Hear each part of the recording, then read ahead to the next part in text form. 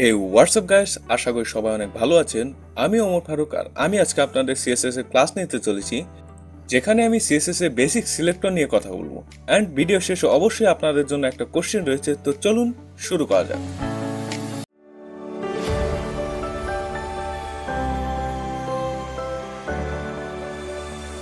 তো এখানে সিম্পলি আমাদের এইচটিএমএল ফাইল আছে, যেখানে একটা h1 আছে, তার ভিতর হ্যালো ওয়ার্ল্ড লেখা আছে, আর তার সাথে আমরা স্টাইল ডট সিএসএস নামে একটা ফাইলকে লিঙ্ক করে রেখেছি। আর এটা হলো সেই স্টাইল ডট সিএসএস, যেখানে আপাতত কিছু লেখা নেই, পরবর্তীতে আমরা সিএসএস এখানে লিখবো। তো আজকে আমাদের ফার্স্ট সিলেক্টর হলো element selector. Element selector already আপনারা ভালো করেই জানেন, তবুও আমি দেখিয়ে দিই। আমাদের কাছে যে h1 আছে, তাতে যদি আমরা কোনো ধরনের স্টাইল অ্যাড করতে চাই, আপাততর জন্য ধরে নেন কালার করে দিই red, okay, and background colour করে দেই অ্যাকোয়া, অ্যান্ড সেভ করে যদি আমরা ব্রাউজার ওপেন করি, ওপেন উইথ লাইভ সার্ভার, তাহলে দেখতে পারবো এর colour already red and background aqua হয়ে গেছে। তো মানে বিষয়টা হলো এইটা, যে আমরা যখন কোনো এইচটিএমএল এলিমেন্টকে তার ট্যাগ নেম দিয়ে সিলেক্ট করতে চাই, এক্ষেত্রে তা হলো h1, তাকেই বলা হয় এলিমেন্ট সিলেক্টর। যদি আমাদের কাছে কোনো h1 এর বদলে p ট্যাগ থাকতো, অ্যান্ড তার ভিতর this is a paragraph, this is a paragraph, and যদি আমরা এটাকে সিলেক্ট করতে চাইতাম, তাহলে আমাদের এখানে পি লিখে দেন পরবর্তীতে যে কোনো স্টাইল দিতে হতো। তো আমরা স্টাইল দিয়ে দিই ফ্রন্ট সাইজ 30 পিক্সেল, অ্যান্ড এটা সেভ করি, সাথে এটাও সেভ করে যদি ব্রাউজার ওপেন করি, তাহলে দেখবো হ্যাঁ, এটা সাইজ অলরেডি বড় হয়ে গেছে। ডিফল্টভাবে কিন্তু এত ছোট অ্যাকচুয়ালি থাকে না। আমি যদি ডিফল্টটা দেখাই, অ্যান্ড এটা যদি কেটে দেই, সেভ করে যখন ব্রাউজার ওপেন করবো, তাহলে দেখবো অনেক ছোট ছোট হয়ে আছে, ঠিক মতো দেখাও যাইতেছে না। তো এইভাবে যখন আমরা কোনো এলিমেন্টের ট্যাগ নেম ধরে তাকে সিলেক্ট করব, তাকেই বলা হয় এলিমেন্ট সিলেক্টর। অ্যান্ড চলুন এখানে আমরা লিখে দেই এলিমেন্ট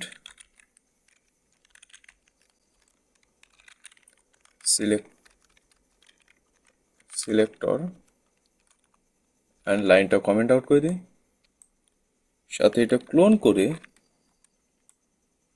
এটাও কমেন্ট আউট করে দিই। আচ্ছা, তো আমাদের নেক্সট সিলেক্টর হলো আইডি সিলেক্টর।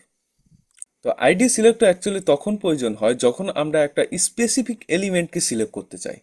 যেমন এখানে যদি আমাদের কাছে আরেকটা h1 থাকে, অ্যান্ড সেম ভাবে যদি এখানে অন্য কোনো ধরনের আলাদা টেক্সট থাকে, যেমন লোরেম, অ্যান্ড যদি এরকম থাকে, এখানে যদি আমরা এই ধরনের ট্যাগ সিলেক্টর ইউজ করি, তাহলে হবে কি দুইটারই সেম রুলস অ্যাপ্লাই হয়ে যাবে। তো আমরা তো অ্যাকচুয়ালি এটা চাইতেছি না। আমরা চাইতেছি যে আমাদের প্রথম যে h1 আছে, সেটার জন্য যেন অন্য রুলস থাকে, অ্যান্ড সেকেন্ড h1 এর জন্য যেন আলাদা রুলস থাকে। তো এই জন্য অ্যাকচুয়ালি আমাদের এই স্পেসিফিক এলিমেন্টকে, মানে এই h1 কে একটা আইডি দিয়ে দিতে হবে।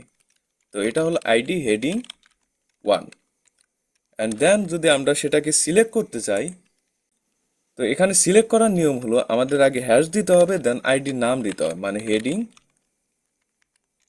1, আর সেভ করে যদি যাই, তাহলে দেখতে পারবো যে শুধুমাত্র এই প্রথম h1 কে অ্যাকচুয়ালি টার্গেট করেছে। অন্য যে h1 আছে, মানে এই h1, এতে কোনো ধরনের ইফেক্ট পড়েনি। তো এটাই স্পেসিফিক ভাবে যদি নির্দিষ্ট কোনো এলিমেন্টকে আমরা সিলেক্ট করতে চাই, তাহলে আমরা এই আইডি সিলেক্টরটা ইউজ করি। ওকে, তো এখানে সেম ভাবে আমি লিখে দেই ID selector, and comment out করে দেই, তার সাথে এটার কপি বানিয়ে এটাও কমেন্ট করে দিই। তো আমাদের নেক্সট সিলেক্টর হলো ক্লাস সিলেক্টর। তো আইডি সিলেক্টর দিয়ে আমরা স্পেসিফিক এলিমেন্টের স্পেসিফিক ভাবে একটা নির্দিষ্ট এলিমেন্টকে সিলেক্ট করতে পারি। কিন্তু এমন তো হতেই পারে যে অ্যাকচুয়ালি আমাদের কাছে এই দুইটা না, আমাদের কাছে ধরে নেন তিনটা h1 আছে।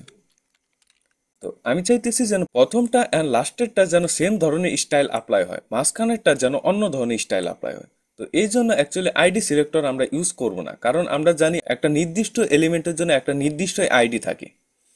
তো এই জন্য আমরা ক্লাস সিলেক্টর ইউজ করব। তো আমরা এখানে একটা ক্লাস অ্যাড করব। তো মেবি এটার heading class heading 3, and same ভাবে আমরা এখানেও সেম ক্লাসটা অ্যাড করব। ক্লাস বিভিন্ন ধরনের এলিমেন্টকে দিতে পারি। এন্ড যদি সেভ করে আইডি সিলেক্টরকে ধরতে চাই তাহলে আমাদের একটা ডট ইউজ করতে হবে। তো লাইক দিস, এবার ডট দিয়ে অ্যান্ড আমরা এখানে দিয়ে দিই আইডি 3, সরি ক্লাস 3। এন্ড যদি সেভ করি তাহলে ব্রাউজার ওপেন করলে দেখতে পারবো এই 1 আর 3 নাম্বার যেই আমাদের S1 আছে তার ভিতরেই এই রুলসটা অ্যাপ্লাই হয়েছে। 2 নাম্বার S1কে এরা টাচও করেনি।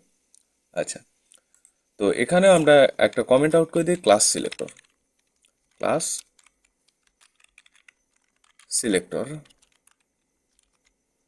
সাথে এটা ক্লোন বানিয়ে এটাকে কমেন্ট করে দিই। ওকে, তো আমাদের নেক্সট সিলেক্টর হলো ইউনিভার্সাল সিলেক্টর। তো চলুন দেখা যাক এটা আসলে কি। তো আমাদের কাছে যত HTML এর ভিতর দেখা যায় এখানে একটা বডি ট্যাগ আছে, তার ভিতর 3টা S1 আছে, তার ভিতর ধরে নেন আমাদের কাছে একটা P ট্যাগও আছে, লোরেম, অ্যান্ড সেভ করে নিলাম। তো আমি চাচ্ছি যে আমার কিছু স্পেসিফিক স্টাইল থাকবে যেগুলো সব কিছুর উপর অ্যাপ্লাই হবে। মানে আমাদের এই HTML এর ভিতর যত ধরনের ট্যাগ আছে সব ট্যাগের ভিতর যেন সেম রুলসটা অ্যাপ্লাই হয়। তো এই জন্য আমরা ইউনিভার্সাল সিলেক্টর ইউজ করি। ইউনিভার্সাল সিলেক্টর সিনট্যাক্স হলো জাস্ট আমাদের এটাকে কেটে দিয়ে এখানে একটা অ্যাস্টেরিক সিম্বল ইউজ করতে হবে। আর সেভ করে যদি আমরা ব্রাউজার ওপেন করি তাহলে দেখব সবগুলোর উপরই সেম রুলস অ্যাপ্লাই হয়েছে, আর একেই বলে ইউনিভার্সাল সিলেক্টর। আচ্ছা ঠিক আছে, তাহলে চলুন এখানে আমি কমেন্ট আউট করে দিই।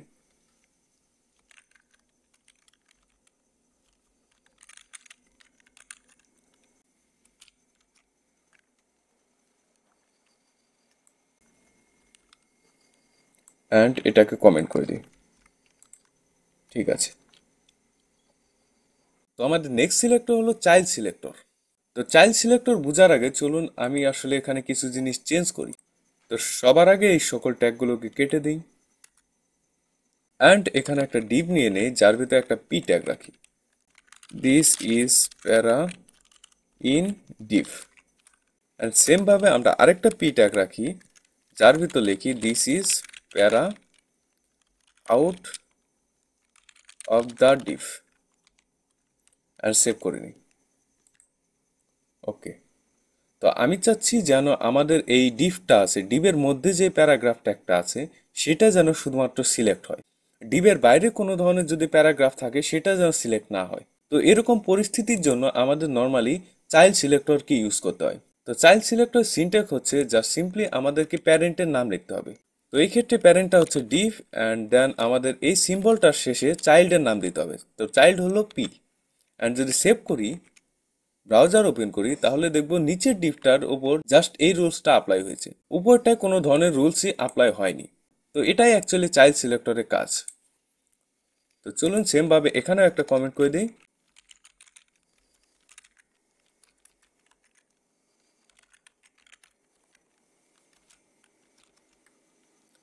অ্যান্ড এটা ক্লোন করে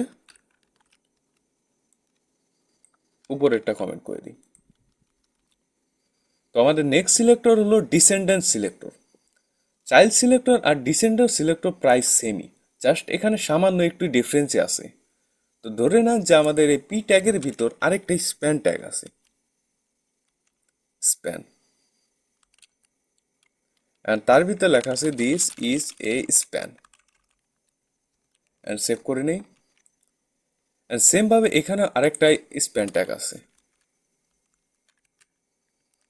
and this is a span two, and same ভাবে সেভ করে নিই। তো ডিসেন্ডান্ট মানে হলো বংশধর, মানে অ্যাকচুয়ালি যদি আমরা এই ডিফকে প্যারেন্ট ভাবি তাহলে এই স্প্যান ট্যাগটা হলো এর বংশধর, কিন্তু এই স্প্যান ট্যাগটা মোটে এর বংশধর নয়। মানে আমরা অ্যাকচুয়ালি সিলেক্ট করতে পারবো এই স্প্যান ট্যাগটা এই ডিভ স্পেসিফিক ভাবে। তো আমরা যদি এখানে এই ডিভের মধ্যে এগুলো কেটে দিয়ে জাস্ট স্প্যান লিখে দেই, তাহলে যদি এই ডিভের মধ্যে কোনো ধরনের স্প্যান থাকে সেইটাকে জাস্ট সিলেক্ট করে নিবে। এখন যদি ব্রাউজার ওপেন করি দেখব জাস্ট এই স্প্যান ট্যাগটাই সিলেক্ট হয়েছে, এই স্প্যান ট্যাগটা মোটেই কিন্তু সিলেক্ট হয়নি। তো একে অ্যাকচুয়ালি ডিসেন্ডেন্ট সিলেক্টর বলে। আচ্ছা, তো সেম ভাবে এখানেও লিখে দিই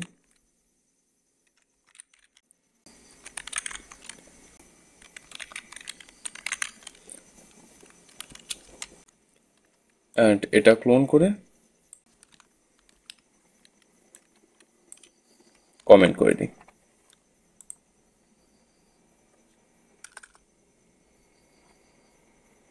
তো আজকে আমাদের লাস্ট সিলেক্টর হলো সিবলিং সিলেক্টর। তো সিবলিং সিলেক্টর বোঝার জন্য সবার আগে আমরা এখানে সবকিছু কেটে দিই অ্যান্ড এখানে একটা পি ট্যাগ নেই। দিস ইজ এ প্যারা ওয়ান, অ্যান্ড সেম ভাবে এটা কপি করে এটা লিখি প্যারা টু। অ্যাকচুয়ালি আমরা যদি এটা ভালো করে লক্ষ্য করি তাহলে দেখব এই দুইটা পি ট্যাগই অ্যাকচুয়ালি ডিভের চাইল্ড। মানে হলো এই একটা পি ট্যাগ আরেকটা পি ট্যাগের সাথে অ্যাজ এ সিবলিং হিসেবে আছে। তো এরকম পরিস্থিতিতে যদি আমরা এই নিচের পি ট্যাগটাকে টার্গেট করতে চাই তাহলে আমরা সিবলিং সিলেক্টর ইউজ করতে পারি। তো এই জন্য সিম্পলি আমাদের, তো প্রথমে আমাদের একটা পি ট্যাগ দিতে হবে, দেন প্লাস দিয়ে দেন আরেকটা সিবলিং মানে তার সিবলিং এর দিতে হবে যাকে আমরা সিলেক্ট করতে চাই। এন্ড যদি সেভ করি তাহলে দেখবো যে আমাদের নিচের যে সিবলিংটা আছে তার উপর কালার অ্যাপ্লাই হয়েছে, কিন্তু উপরের সিবলিং এর উপর উপরের পি ট্যাগের উপর কোনো ধরনের কালার অ্যাপ্লাই হয়নি। এন্ড এটাই হলো অ্যাকচুয়ালি সিবলিং সিলেক্টরের কাজ। আচ্ছা, তো আজকে আপনাদের কোশ্চেনটা হলো, তার আগে আমি এগুলো সরিয়ে দেই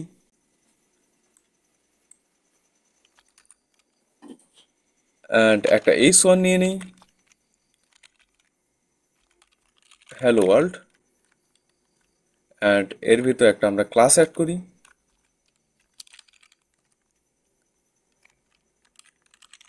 হেডিং, অ্যান্ড একটা আইডি অ্যাড করি,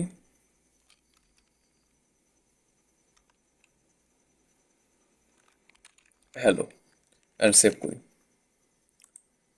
এটাকে কমেন্ট করে দিই অ্যান্ড নিচে আমরা লিখি হলাম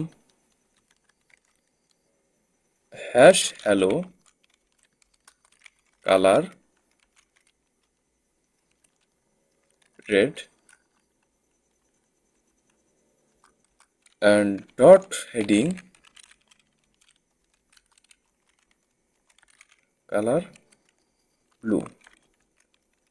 তো অ্যাকচুয়ালি আপনাদের কাছে কোশ্চেনটা হলো এইটা, যখন আমি এই এইচটিএমএল কোডটাকে ব্রাউজারে রান করব তখন এই হেডিং এর রংটা, হেডিং এর টেক্সটের এই হ্যালো ওয়ার্ল্ডের রংটা অ্যাকচুয়ালি কি হবে, রেড হবে না ব্লু হবে? সবাই কোনো ধরনের চিটিং না করে কমেন্টে জানিয়ে দিন অ্যান্ড পরবর্তী ভিডিওতে এর আনসার দেওয়া হবে।